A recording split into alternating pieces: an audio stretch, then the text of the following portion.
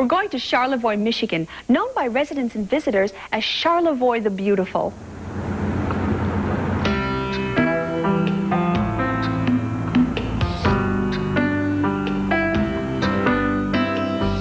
Some 50 years ago, a local man named Earl Young began designing houses around here. Untrained as an architect, Young had a unique approach to building with unpredictable and often magical results. Now a local treasure, the Earl Young houses have become quite a tourist attraction, much to the consternation of their owners. Luckily for us, Jeannine Wallace was happy to show us around the Earl Young house she's lived in for more than 30 years. I live in one of the famous Earl Young mushroom houses. Actually, we weren't setting out to look for an Earl Young home. We just wanted to find a nice home in Charlevoix, but fell in love with this immediately. And really were quite chagrined to find out that when we bought this house, we had to buy the house next door too, because he set it on 2 properties and we were forced to buy it, which at the time was not really what we had in mind, to buy 2 houses, but we did, and we've never regretted it.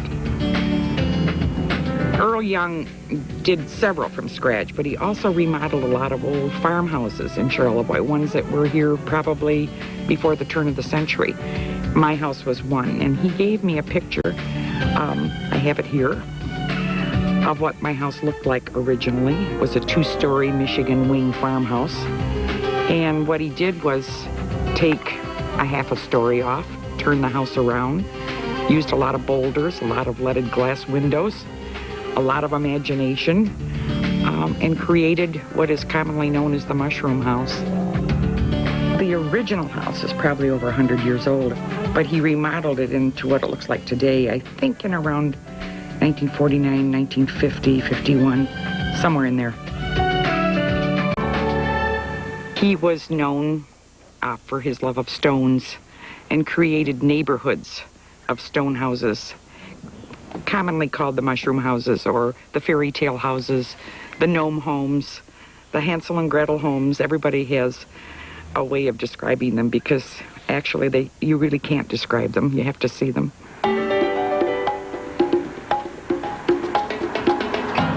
My neighborhood is comprised entirely of Earl Young homes. He bought a whole block and just sort of went around building these homes for himself, I think.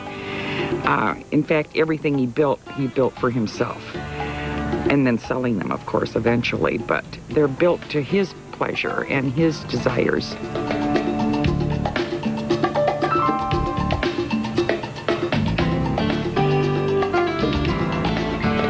And they do sort of spring out of the ground like mushrooms. He built according to the topography. He wanted the homes to be a part of the land. And so they're nestled in little hills and behind trees. He had a love of rocks and stones and boulders. The homes are all very different. There's no 2 alike. They're truly one-of-a-kinds. Some are little tiny cottages, some are soaring 2-story houses. Each and every one has their own personality, and they all have different names, like the Enchanted Cottage and the Half House and the Honeymoon House and Boulder Manor. Every one takes a name because they are so different. I've been told that he didn't really have any formal plans. In fact, he used to take a stick and draw it in the sand. His contractors probably went mad. In fact, when he shingled my house, they were doing it neatly and in order and straight lines, and he got very upset and took a bunch of shakes and just threw them on the ground and said, "This is the way I want it to look." It seems that everyone who lives in an Earl Young house feels a certain obligation to keep their home true to his iconoclastic vision. But that can come with a steep price. I had to re-roof about 15 years ago, and it took, I think it was 11 men about 9 weeks to tear the roof apart and put it back together. It cost more than what we paid for the house originally. But I had to keep it in character. I had to do what Earl had done. I think he'd be pleased. I feel like I'm the keeper of something very special, and I try very hard to live up to what he wanted this neighborhood to be. When we return, we'll go inside this mushroom house for a complete tour.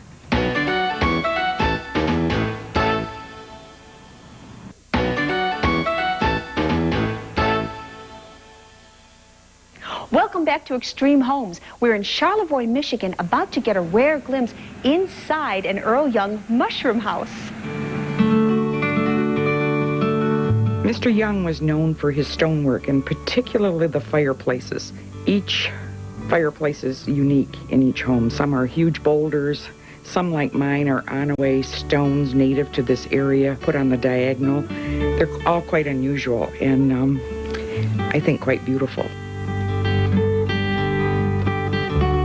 The windows in most of his homes are leaded glass, and I've been told they came from a lumber baron's home that was demolished years and years ago.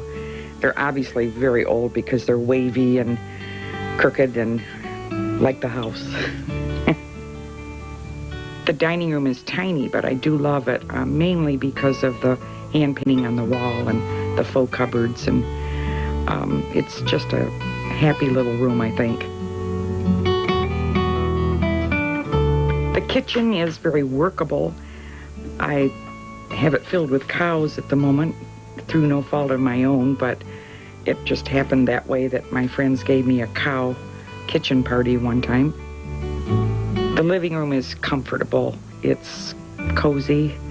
I think people feel at home in the living room just because we kept it rather casual, as is the whole house, actually. When you live in a mushroom house, you can't be too serious about decorating, so it's rather cottagey. Into the bedroom, it's a sharp turn in a long room behind this fireplace. It's a happy room, I think, because even when it's a gray day, it's cheerful in there.